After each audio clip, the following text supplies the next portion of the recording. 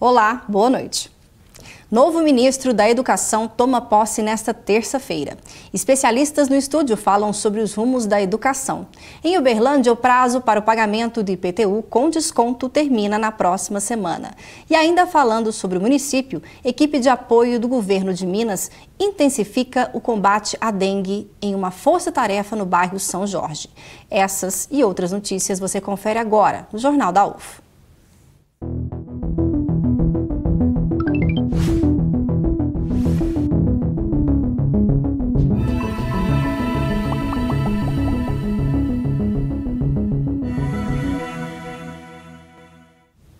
Termina na próxima terça-feira, dia 16, o prazo para os contribuintes de Uberlândia obterem 5% de desconto no pagamento à vista do IPTU. Depois desse período, é possível pagar o valor à vista, mas sem o desconto, até o dia 30 de abril. Já o parcelamento pode ser feito até em 6 vezes, com o primeiro vencimento também para 30 de abril. O carnê do IPTU pode ser pago em toda a rede bancária credenciada junto à Prefeitura e nas casas lotéricas. E o governo de Minas faz aporte de R$400 mil para serem aplicados em ações de combate à dengue em Uberlândia. O recurso é parte de uma força-tarefa criada pelo Estado para complementar as ações desenvolvidas pela equipe municipal de zoonoses. A partir dessa semana, além de 3 veículos estaduais usados para o fumacê, até o dia 17, 45 agentes estaduais irão trabalhar em conjunto com os agentes de Uberlândia, no bairro São Jorge, com o objetivo de visitar 6.800 imóveis. Essa região da cidade vem apresentando crescente notificação de casos da doença. E Abra Weintraub é o novo ministro da Educação. A posse aconteceu na manhã desta terça-feira no Palácio do Planalto. Em seu primeiro discurso, o ministro disse que, abre aspas, eu não tenho filiação partidária, eu tenho convicções políticas e elas guiam os meus passos. Fecha aspas. E em quase 100 dias de governo, no Ministério da Educação, mais de 10 pessoas foram demitidas e programas importantes ainda estão indefinidos. Veja como a troca no comando do MEC é avaliada por alguns parlamentares. O presidente Jair Bolsonaro anunciou a demissão de Vélez Rodrigues em rede social. Depois, em entrevista à Jovem Pan, explicou os motivos. É basicamente a questão da gestão. Lamentavelmente, o ministro não tinha essa expertise com ele. E aí foi acumulando uma série de problemas, né? Que lamentavelmente chegou à situação de nós temos que substituir o nosso querido Vélez. Eu até disse para todos no começo do mandato, na questão da educação, se nós buscarmos o ponto de inflexão para a educação em 4 anos, já é uma grande vitória nossa, dado o aparelhamento que existe nessas instituições. Ao longo de 3 meses no comando do Ministério da Educação, Vélez ficou conhecido por seus recuos em decisões polêmicas, como no pedido para que escolas de todo o Brasil gravassem alunos cantando o hino nacional sem autorização dos pais. Vélez também declarou que brasileiro parece um canibal quando viaja ao exterior, pegando tudo o que encontra pela frente. Disse ainda que a universidade deve dar preferência à elite intelectual. Vélez ainda bateu recordes de demissões. Em menos de 100 dias, demitiu mais de 10 pessoas do Ministério, inclusive de postos-chave e nomes apresentados por Olavo de Carvalho, o guru do governo e responsável pela indicação do próprio ministro. Em uma rede social, o filósofo negou no meio da tarde que tenha indicado também o novo ocupante do cargo, como alguns meios de comunicação divulgaram mais cedo. E escreveu: não pedi a ele que trouxesse de volta ao Ministério aqueles que eu mesmo recomendei que saíssem de lá correndo. A troca no comando do MEC está longe de ser uma surpresa. Parlamentares da base e da oposição avaliam que a instabilidade em um dos principais ministérios e com um dos maiores orçamentos da esplanada gerava dificuldades para o governo em outras áreas, dividindo as atenções do Planalto com projetos prioritários como o da reforma da Previdência. A nova escolha, no entanto, gera avaliações bem distintas aqui no Legislativo. Este governo primeiro coloca um ministro que achava que a terra era plana e agora o substitui por alguém do mercado financeiro e só pensa em privatização e em banco. Portanto, nós vamos mal no Ministério da Educação. A troca dele era esperada. Acho que agora ele consegue melhorar isso e aí vai partir para esse segundo momento, que aí é a articulação política. Eu acho que isso consegue dar um pouco mais aqui de governabilidade também aqui para o governo aqui dentro. Em viagem aos Estados Unidos, o vice-presidente respondeu a uma pergunta do correspondente da Rede Globo, citando o nome de um livro do colombiano Gabriel Garcia Marques. Crônica de uma morte anunciada. O ministro Vélez é uma pessoa de uma capacidade intelectual muito grande, uma pessoa bem intencionada, mas eu acho que ele acabou não conseguindo organizar as coisas lá no Ministério. Em consequência, o presidente teve que trocar o ministro. E para falar sobre os rumos da educação no Brasil, recebemos aqui em nossos estúdios hoje o professor Marcelo Soares, que é professor na Faculdade de Educação da Universidade Federal de Uberlândia. Obrigada, professor, pela presença.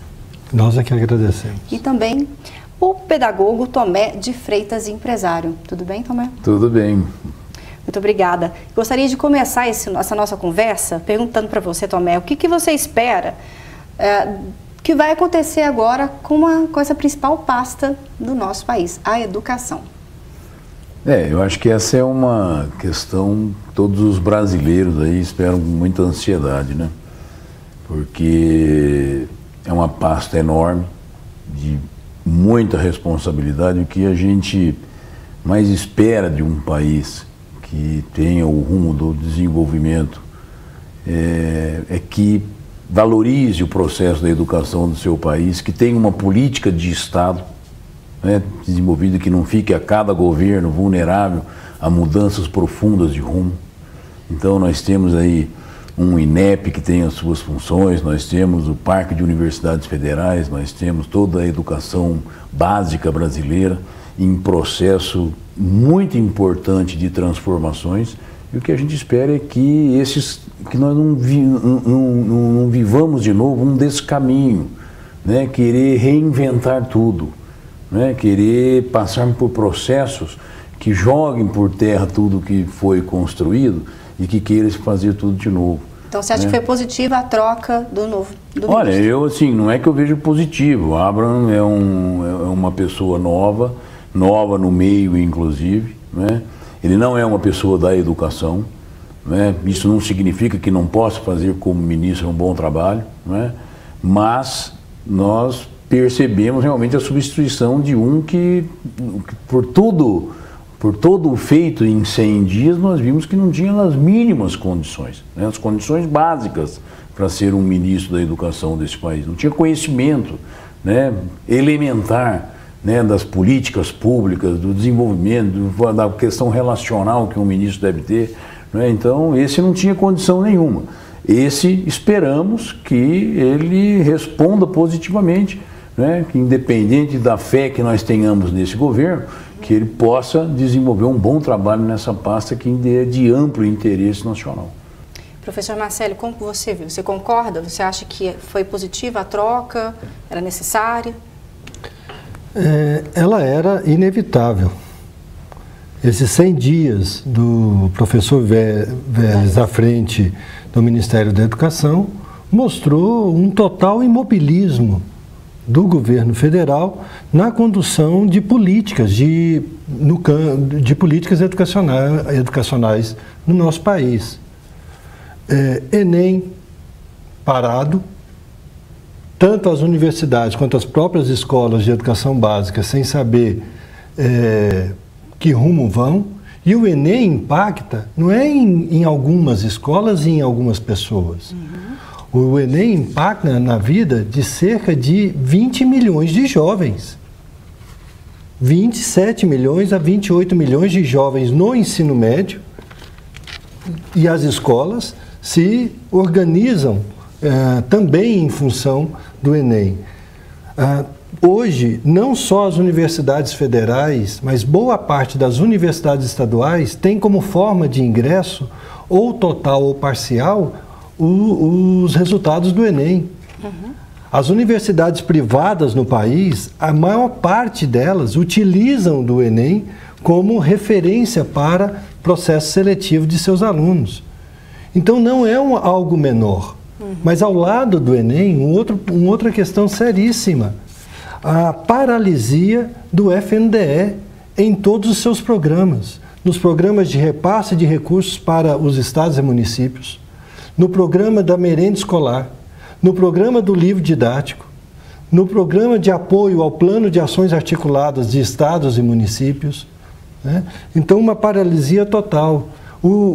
Então, o Enem, que tem o INEP como o órgão responsável, é completamente estagnado, o FNDE e, por parte do Ministério da Educação e das suas secretarias, nenhuma indicação, nenhuma referência de quais são efetivamente as propostas no campo da educação infantil, no campo do ensino fundamental, do ensino médio, do ensino superior e da pós-graduação. E no caso do Enem, houve também um questionamento da mudança de abordagem de conteúdo.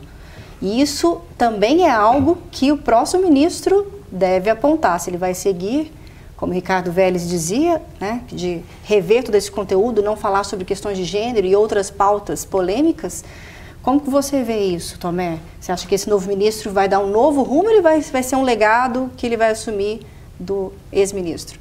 Eu acho que assim, cada um no seu quadrado, né? Acho que há que se respeitar isso, né? Acho que nós não podemos admitir mais.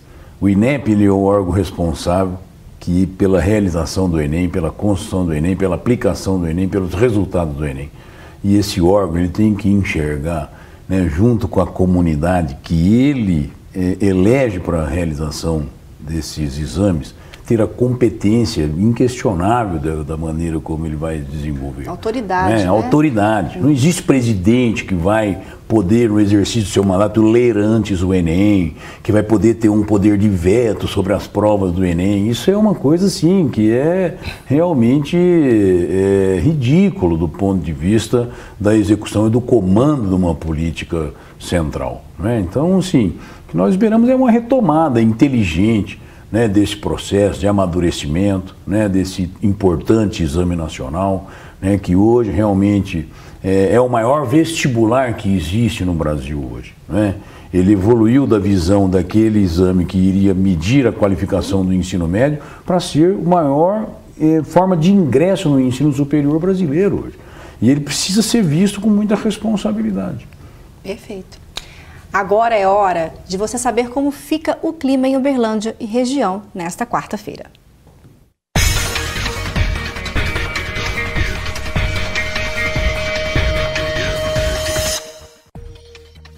A quarta-feira em Uberlândia será quente e não deve chover. Mínima de 18 e máxima de 27 graus. E a previsão para Patos de Minas também é de calor e tempo seco. 5% de chance de chover. As temperaturas também variam entre 18 e 27 graus. Em Ituiutaba, o calor não dá trégua. O termômetro vai dos 18 aos 32 graus. Não deve chover. Em Monte Carmelo, tem previsão de chuvas isoladas durante manhã, tarde e noite. Mínima de 18 e máxima de 28 graus. Em Romaria, também deve chover. Chance de 60%. Mínima de 18 graus e máxima de 28.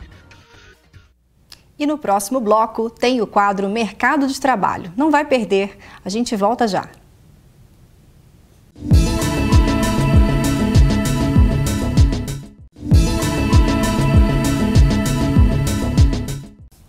Para especialistas na área da educação, as prioridades do novo Ministério da pasta ficam pela reformulação e pela formação dos docentes e na manutenção de programas, como o Fundeb. Guiomar Namo de Melo, integrante do Conselho Estadual de Educação de São Paulo, considera que é preciso levar adiante a Base Nacional Comum Curricular, aprovada para os ensinos infantil e fundamental no fim de 2017 e para o ensino médio no final do ano passado, e intensificar a formação continuada dos professores. O currículo envolve novos materiais, o currículo envolve uma nova organização da escola, outros tempos, eventualmente outros espaços de aprendizagem. Mas tudo isto depende da mão de obra humana, não é? Da intervenção desta figura tão importante que é o professor e não menos importante que é o gestor do processo. Hoje tramitam no Congresso Nacional algumas propostas para renovar a educação básica, o Fundeb. O fundo serve como uma ferramenta para distribuir os recursos da educação aos 26 estados e ao Distrito Federal e abrange desde a creche até o ensino médio. As regras atuais valem até o ano que vem. Nós não temos na educação, como nós temos na saúde, um Sistema Nacional de Saúde. Então nós precisamos ter ou um Sistema Nacional de Educação ou a gente continua com o Fundeb, aprimorando esse Fundeb para que a gente possa ter uma melhor gestão dos recursos públicos. O novo ministro da Educação tem à sua frente desafios complexos. O primeiro deles é em relação ao Plano Nacional de Alfabetização. O segundo deles é por meio do Fundo Nacional de Desenvolvimento da Educação, o FNDE, de fazer os repasses para os municípios e estados de forma que os princípios de eficácia escolar sejam melhor trabalhados na ponta como contrapartida aos recursos dispensados, distribuídos. A gente teve 100 dias de completa inoperância do Ministério da Educação. Então o novo ministro ele tem muita coisa para fazer, desde fazer todos os rearranjos de gestão dentro do próprio Ministério da Educação, que está muito degradado, até dar continuidade às políticas que já vem andando desde outras gestões, como a implementação da Base Nacional Comum Curricular, a implementação das escolas de tempo integral, o novo Fundeb, discutir o Sistema Nacional de Educação, uma nova política para a alfabetização no Brasil e, principalmente, mexer na formação dos professores.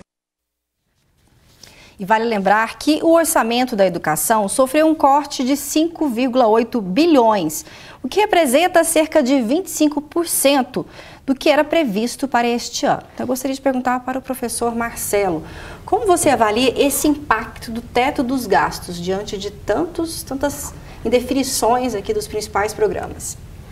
Bom, quando estava em tramitação ainda a proposta de emenda constitucional que instituiu o chamado teto dos gastos, já se anunciava que, principalmente a partir desse ano de 2019, já em 2018, esse teto dos gastos impactou no corte de recursos, especialmente no campo das políticas sociais, e agora, em 2019, se confirma com maior evidência o impacto dessa emenda constitucional na condução das políticas educacionais e sociais, de uma maneira geral, no nosso país. Ao lado do corte na educação, tivemos cortes significativos de investimentos em pesquisa, de investimentos no campo da saúde, investimentos em infraestrutura, estradas, investimentos em ampliação da capacidade energética do país. E os desdobramentos disso é o quê? Uma economia cada vez mais estagnada e paralisada.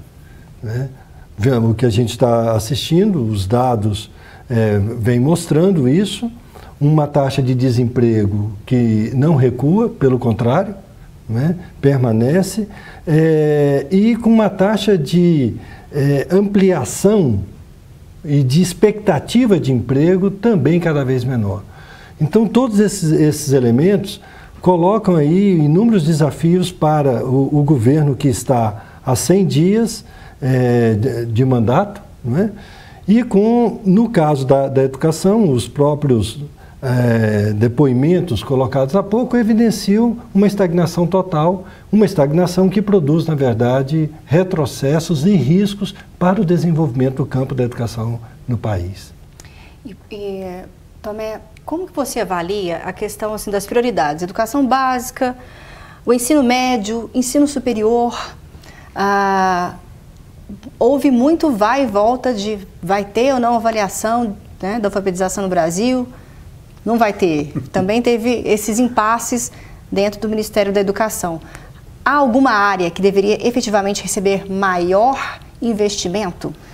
Bom, agora, inevitavelmente, a gente tem que se posicionar como cidadão e como educador, independente do corte de verbas, eu acho que o país ele passa por uma situação orçamentária complexa, e seja lá qual for a verba aplicada, nós temos que entender o país em termos de prioridades, Qualquer governo que quer tirar o país do atoleiro em que se encontra, todos os países do mundo que se desenvolveram tiveram investimento massivo em educação. Então isso deve ser uma prioridade nacional. Agora, dentro dessa prioridade nacional que é a educação, o que devemos priorizar? Enquanto a educação básica brasileira permanecer realmente com os indicadores que nos levam a uma das piores educações do mundo, né? E isso implica dizer tudo isso que as lideranças, né, disseram há pouco, alguns líderes, e isso a gente participa nacionalmente de vários encontros com todas essas lideranças, enquanto não se investir na qualificação de professores, na formação inicial, enquanto não se remunerar melhor professores, porque senão você não muda a realidade daqueles que vão procurar a carreira. Enquanto nós realmente não tivermos uma avaliação precisa dessa educação básica, investimento massivo, que possam mudar essa realidade, nós não vamos realmente mudar de perfil a educação brasileira. Né? Nós podemos ter o melhor ensino superior, né, a maior qualificação no ensino superior, mas nós não cuidarmos da educação básica, não vou dizer que um seja mais importante que o outro. Ambos são importantes, né? Mas a educação infantil e a educação básica brasileira, elas estão à deriva, né, do ponto de vista daquilo que nós precisamos. Todas essas reformas que estão sendo anunciadas, né, a presença da nova base comum, esse novo ensino médio, né, que realmente apontam para avanços expressivos, eles não vão se realizar se nós não mexermos realmente naquilo que faz a educação, que são os professores. Ok.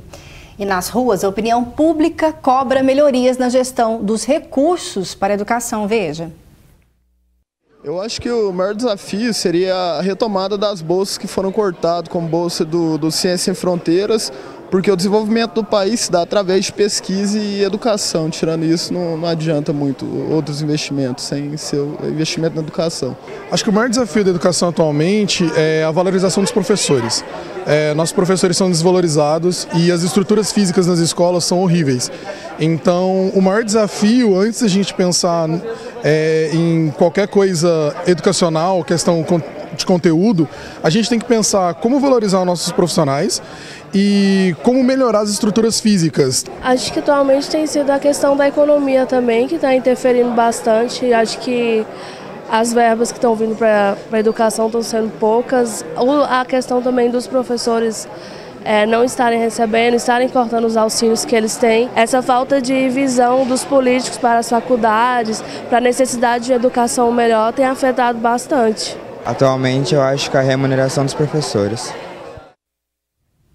Continuando a nossa conversa sobre os rumos da educação, professor Marcelo, na sua opinião, quais políticas educacionais precisam ser revistas pelo novo ministro? Veja, no atual estágio que a gente se encontra e com o caos que se instalou no Ministério da Educação, eu não tenho dúvida que o primeiro passo seria mais do que rever políticas, seria retomar políticas que vinham dando certo. Tá certo? Veja, a indefinição em torno do Fundeb é algo sério e que impacta diretamente na valorização dos profissionais da educação, aspecto esse que foi destacado tanto pelos entrevistados de agora, quanto por especialistas e pesquisadores que se manifestaram no bloco anterior. Nesse sentido, esse governo, até o momento, ele tem feito um grande desserviço no que se refere à valorização dos profissionais da educação. Não apenas no aspecto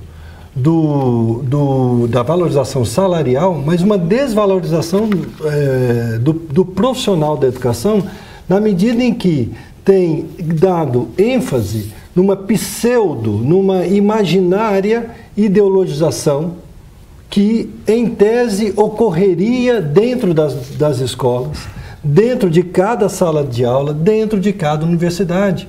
E com isso, setores da sociedade passam a ver no professor aquela grande ameaça ideológica para a juventude, para a formação das gerações futuras. Ao invés de ver nesse profissional, aquele profissional que estaria contribuindo exatamente na formação dessas gerações futuras, e tudo em nome do quê? De uma imaginária imaginária, uma pseudo-ideologização que existiria disseminada nas nossas escolas, em todas as salas, das nossas universidades, em todos os cantos, né? O que efetivamente não é verdade. Se andarmos pelos campi das diferentes universidades públicas e privadas, nós vamos encontrar alunos e professores com diferentes visões de mundo. Se nós entrarmos numa escola pública ou privada, vamos encontrar ali professores e alunos com diferentes visões de mundo. E é exatamente essa diversidade que prepara o nosso jovem para esse mundo com o qual ele se defronta atualmente e se defrontará no futuro, que é um mundo marcado não por uma realidade homogênea, onde todas as pessoas pensam ou deveriam pensar da mesma forma, mas pelo contrário, o jovem que seja capaz de lidar com a diferença, com a diversidade, e no lidar com essa diferença, com a diversidade, saber construir relações de solidariedade, de busca da igualdade, da justiça social. No entanto, né, no imaginário que até agora imperou no Ministério da Educação, não foi essa a perspectiva que a gente viu predominar na condução e na matriz ideológica e discursiva daqueles que estavam à frente do Ministério. E sobre isso, falando dessa equipe que compõe o Ministério, existem dois grupos contrários, né, dentro da pasta, os militares e os dos seguidores do escritor Olavo de Carvalho. Então, nesse sentido, quais seriam, professor Tomé, os reflexos dessa disputa para o país? Como que você avalia? Eu acho que essas disputas políticas, seja em que nível elas aconteçam, elas não podem realmente interferir naquilo que está sendo construído na educação. Né? Porque, afinal de contas, isso que o professor Marcelo disse aqui é muito importante. Nós não podemos realmente colocar em risco todo um processo de acúmulo de tudo que nós já aprendemos do processo educacional. Então, seja lá qual seja o nível de disputa entre partidos, né, de poder, né, de como que o pensamento ideológico de ala A da ala B, né, nós precisamos, assim, às vezes nos parece, inclusive, que essa questão da ideologização, né, essa questão de jogar uma cortina de fumaça, na verdade, naquilo que é a essência, né, da discussão, daquilo que nós precisamos fazer.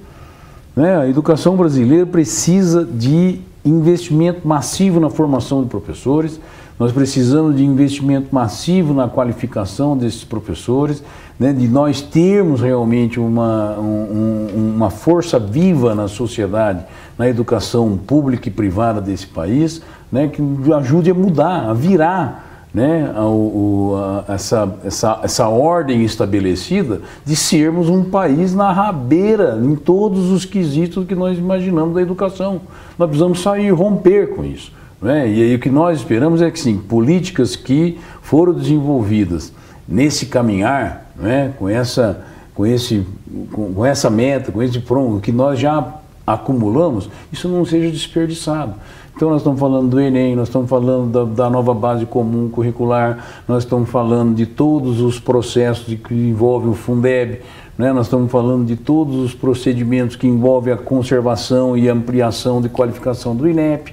Então nós estamos falando dessa grande, das universidades brasileiras, né, da pesquisa, de tudo que nós acumulamos, nós não podemos jogar fora, né? Evoluir. Com certeza o novo ministro tem muito trabalho pela frente. Agora é hora de conferir vagas de emprego divulgadas no nosso quadro Mercado de Trabalho.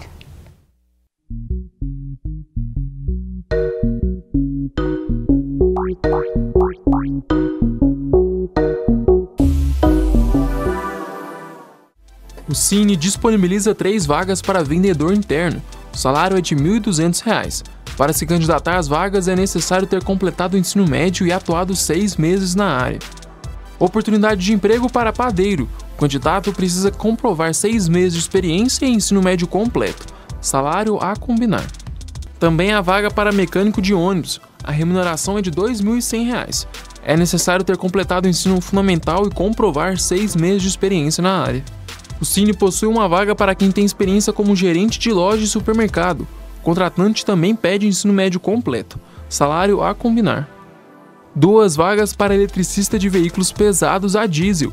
Quem tiver interesse precisa ter ensino fundamental completo e comprovar 12 meses de experiência na área. O salário também precisa ser combinado. Você ficou interessado por alguma destas vagas ou quer ter mais informações? O Cine fica na Avenida Nicomedes Alves dos Santos, número 136, no centro de Uberlândia. O horário de funcionamento é das 8 da manhã até 5 horas da tarde.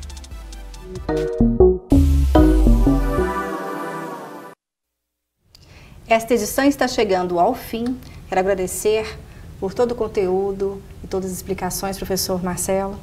Nós é que agradecemos, e mais do que torcer para que dê certo essa mudança, é mantermos vigilantes para que a gente possa contribuir com as nossas observações e críticas no avanço da educação no país.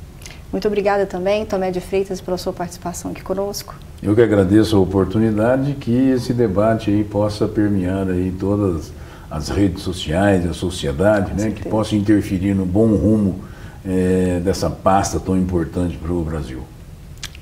E o Jornal da UFO dessa terça-feira fica por aqui. Tenha uma excelente noite. Obrigada pela sua audiência. Tchau.